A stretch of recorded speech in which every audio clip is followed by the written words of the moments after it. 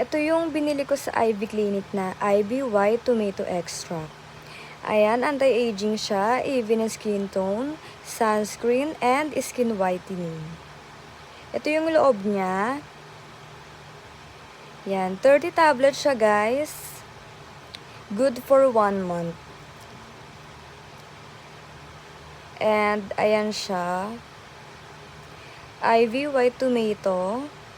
Ayan, para siyang capsule pero tablet talaga siya. Medyo mahirap lang siyang lunukin kasi medyo malaki yung tablet niya. Pero kaya rin naman. Ayan, nainom ko na po siya ng 6 days. And let's see if magiging effective ba to sa loob ng 1 month.